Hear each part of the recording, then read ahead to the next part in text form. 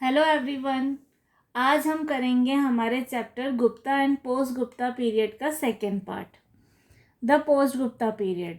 After the end of Gupta period many kingdoms became powerful in both the north and the south.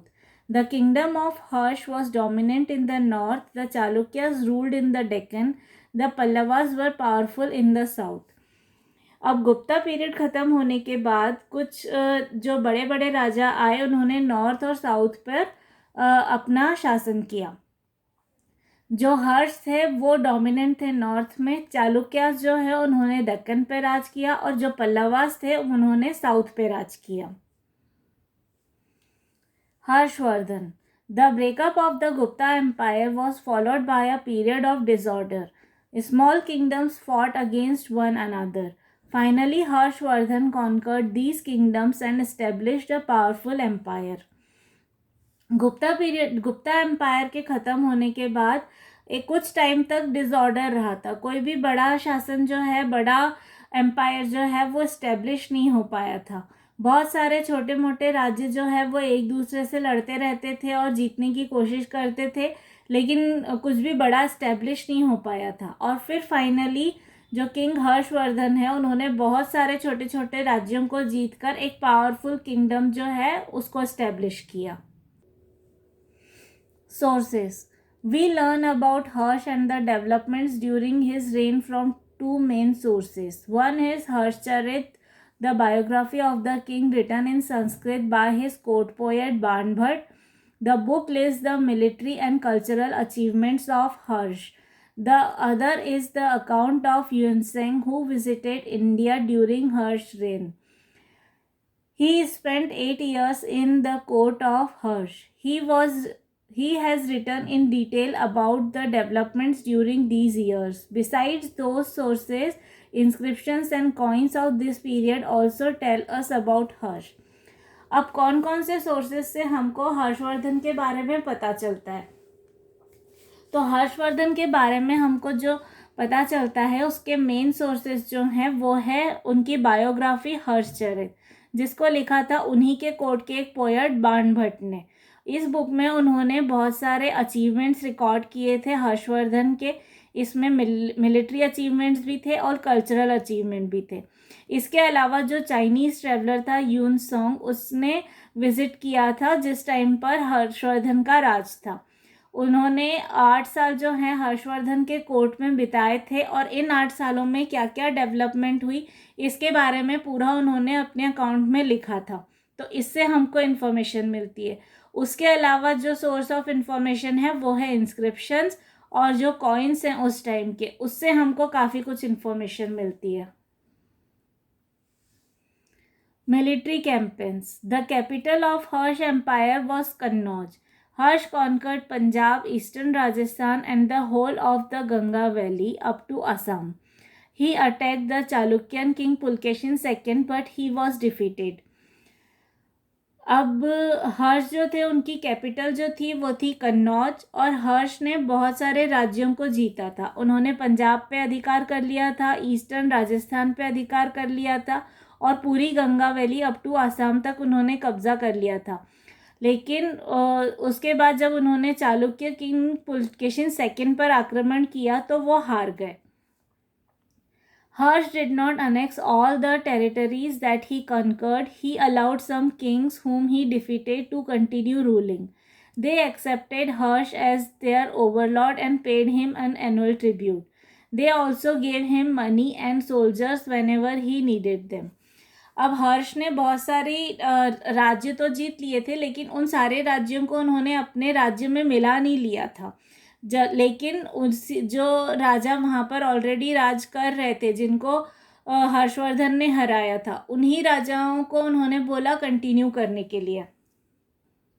और उसके बदले में वो राजा जो थे वो हर्षवर्धन को एक एनुअल अमाउंट पे करते थे, या जब भी उनको पैसे की ज़रूरत होती थी या सैनिकों की ज़रूरत होती थी कहीं और अटैक करने के लिए, तो ये राजा जो हैं उनको प्रोवाइड करते थे. तो हर्ष जो हैं उनके ओवरलॉर्ड थे और वो राजा जो हैं वो खुद ही वहाँ पर राज करते थे. Harsh a patron of arts. Harsh was a patron of arts and learning. He was a good writer himself. He wrote 3 plays in Sanskrit, Ratnavali, Priyadarshika and Nagnanda. Scholars such as Banbhat, Subandhu and Dandin lived in his court. In his early years, Harsh was the worshipper of Shiva, but later he became a Buddhist. He was tolerant of other religions. He organized a grand assembly at Kannauj in 641 CE. He also gave money to the University of Nalanda. This university prospered and became a famous center of learning. Yunseng spent many years studying Buddhist texts at the Nalanda University. Harshvardhan ने art को बहुत बढ़ावा दिया था. वो खुद एक बहुत अच्छे राइटर थे. उन्होंने 3 प्लेस लिखे थे संस्कृत में, रत्नावली, प्रियदर्शिका और नागनंदा. और उनकी कोर्ट में कई सारे स्कॉलर्स थे. उसमें से इम्पॉर्टेंट थे बाणभट्ट, सुबंधु और दंडिन. और बहुत सालों तक हर्ष जो है वो शिव भक्त थे. वो शिव जी की पूजा किया करते थे, लेकिन बाद में वो बुद्धिज्म फॉलो करने लगे थे. वो बुद्धिस्ट हो गए थे, लेकिन वो दूसरे रिलीजन्स को भी रिस्पेक्ट करते थे. उन्होंने 641 CE में कन्नौज में एक ग्रैंड असेंबली ऑर्गेनाइज की थी. उन्होंने नालंदा यूनिवर्सिटी को भी काफ़ी पैसा दिया था, जिसकी वजह से नालंदा यूनिवर्सिटी जो है वो काफ़ी प्रॉस्पर हुई थी और बहुत फेमस हुई थी. और यूनसेंग जो थे, जो चाइनीज़ ट्रैवलर थे, उन्होंने बहुत सारे ईयर्स स्पेंड किए थे नालंदा यूनिवर्सिटी में, और वहाँ पर उन्होंने बुद्धिस्ट टेक्स्ट को स्टडी किया था. Nalanda is in Bihar. The university here was perhaps established in the 5th century by the Gupta rulers. The chief patron of the university was King Harshvardhan. Nalanda जो है वो बिहार में है, और यहाँ की यूनिवर्सिटी जो है वो गुप्ता पीरियड के दौरान 5th सेंचुरी में इस्टेब्लिश हुई थी. और इसको सबसे ज़्यादा प्रमोट किया था हर्षवर्धन ने. The university was the first residential university in the world. Over 10,000 students and 2,000 teachers lived here. It was a university meant only for men. Students who wanted to join the university were interviewed by senior monks. Only when the monks were convinced that a particular student was serious and keen to learn more was he granted permission. Nalanda university जो थी वो world की first residential university थी. यहाँ पर 10,000 students और 2,000 teachers रहा करते थे, और यहाँ पर सिर्फ मैन होते थे. विमेन यहाँ पर स्टडी करने नहीं आती थी. दे वर नॉट अलाउड. और जो स्टूडेंट्स थे जिनको ये यूनिवर्सिटी ज्वाइन करनी होती थी, उनको पहले एक इंटरव्यू प्रोसेस से गुजरना होता था. वहाँ के जो सीनियर मॉन्क्स होते थे वो इनको इंटरव्यू करते थे, और जब वो कन्विंस हो जाते थे कि ये आगे और पढ़ना चाहते हैं और सीखना चाहते हैं, तो उनको परमिशन दी जाती थी कि ठीक है, वो यूनिवर्सिटी ज्वाइन कर सकते हैं. The subjects taught included Buddhist philosophy, logic, grammar, medicine and the Vedas. The library of the university was spread over 3 buildings. One of the 3 was called Ratna Sagar, which means an ocean of gems. The university flourished between the 5th and the 12th century. और यहाँ पर जो subjects पढ़ाए जाते थे वो थे philosophy, logic, grammar, medicine और वेदास. और यहाँ की जो लाइब्रेरी थी वो सिर्फ लाइब्रेरी ही 3 बिल्डिंग्स तक फैली हुई थी. मतलब 3 बिल्डिंग्स तो सिर्फ लाइब्रेरी थी, और उसमें से एक बिल्डिंग का नाम था रत्न सागर. और ये यूनिवर्सिटी जो है वो 5th सेंचुरी से लेकर 12th सेंचुरी तक काफ़ी फ्लरिश हुई थी.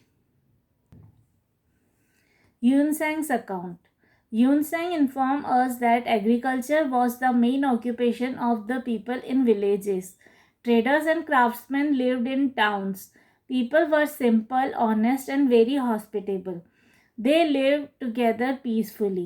Most people were vegetarians and avoided even onions and garlic. अब यून सिंह जो है उसने बहुत सारी इन्फॉर्मेशन दी थी अपने अकाउंट में. उसने ये बताया था कि एग्रीकल्चर जो है वो लोगों का मेन ऑक्यूपेशन होता था. तो जो विलेज में रहने वाले लोग थे वो सबसे ज़्यादा एग्रीकल्चर ही किया करते थे, खेती बाड़ी किया करते थे. और जो ट्रेडर्स और क्राफ्ट्समैन थे वो टाउन्स में रहते थे. और यह इस टाइम पीरियड के जो लोग थे वो बहुत सिंपल थे, ईमानदार थे और हॉस्पिटेबल थे, मतलब वो लोगों को बहुत अच्छे से वेलकम करते थे और वो एक साथ पीसफुली रहते थे, शांति से, कोई झगड़ा फसाद नहीं होता था। और बहुत सारे लोग जो थे, almost most of the people जो थे वो वेजिटेरियन थे, इवन वो प्याज लहसुन भी नहीं खाते थे। Yunzeng notes the existence of a rigid caste system. People were divided into numerous castes and subcastes. The Chandals or untouchables were considered impure. They had to live outside the city. और यूनसिंग जो है उसने ये भी note किया था कि यहाँ पर कास्ट सिस्टम जो है वो बहुत ज़्यादा रिजिड है। लोग जो हैं वो बहुत सारी कास्ट और सब कास्ट में डिवाइड हैं और जो अनटचेबल्स है उनको इम्प्योर माना जाता है, उनको अछूत बोला जाता है और उनको शहर से बाहर रहना पड़ता है, वो लोगों के साथ शहर के अंदर नहीं रह सकते थे। So this was the second part of our chapter Gupta and post Gupta period. If you have any doubt or query, you can ask me in the comment box below. Also, don't forget to check the links of other chapters in the description box below. Thank you everyone.